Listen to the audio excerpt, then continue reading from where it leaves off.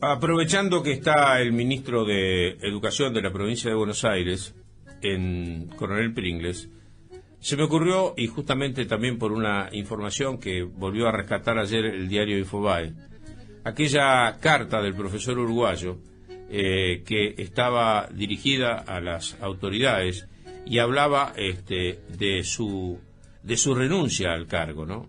Y decía, lo que derrotó al profesor no fueron los instrumentos, fueron sus ejecutantes, un violín Stradivarius o un piano de cola Steinway en manos de músicos chapuceros y desinteresados siempre va a ser un desastre.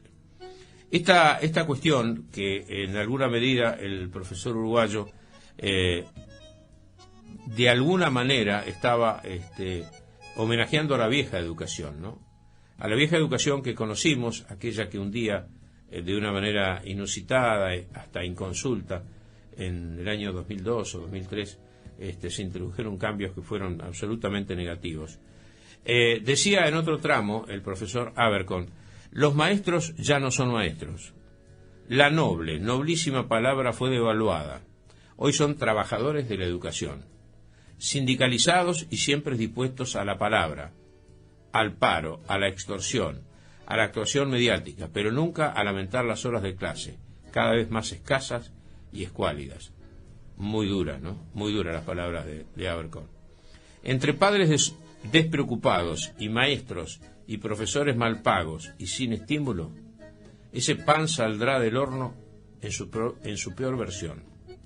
Y ese mamarracho no lo arreglan las políticas ni las computadoras para todos y cuanto chiche tecnológico sale al mercado.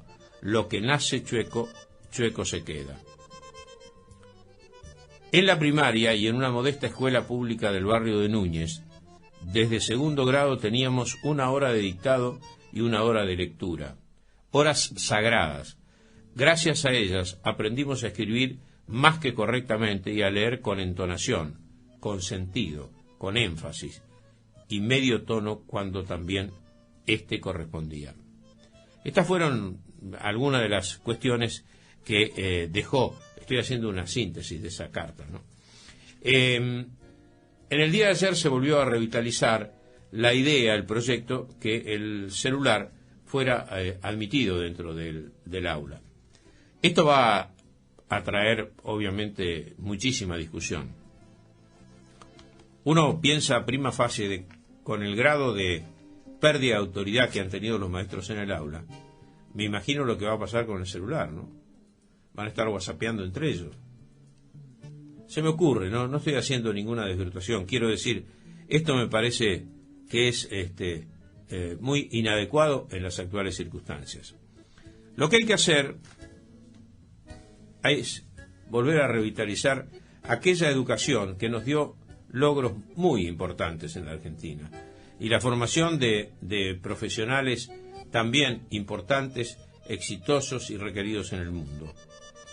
No nos tenemos que olvidar que con la educación anterior, el trámite, el pasaje de la segunda enseñanza a la enseñanza terciaria, estoy hablando de secundario a universidad, tenía tramos, por supuesto, que a veces costaba un poco escalar, pero no había la diferencia abrupta que existe ahora y que provoca esos desastres, esos bochazos multitudinarios en diferentes facultades, fundamentalmente en la Facultad de La Plata, donde esto se suele reiterar con frecuencia. Entonces, yo recuerdo habérselo escuchado al doctor Favaloro, escuchado en vivo y en directo, contar la anécdota cuando él era estudiante en el Colegio Nacional de La Plata, un colegio muy prestigioso.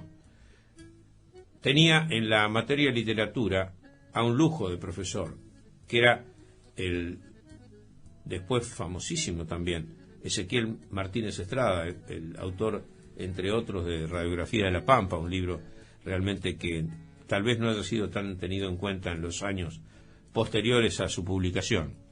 En 1937, en ese año, cuarto año del doctor Favaloro en el Colegio Nacional de La Plata, leyeron 34 libros.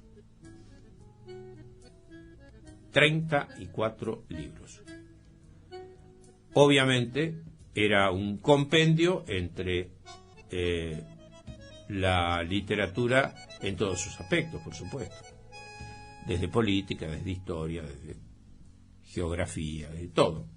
Bueno, ese tipo de educación produjo premios Nobel en la Argentina, y después un día la cambiamos por un facilismo que tiene como resultado principal el eximir, el pasar.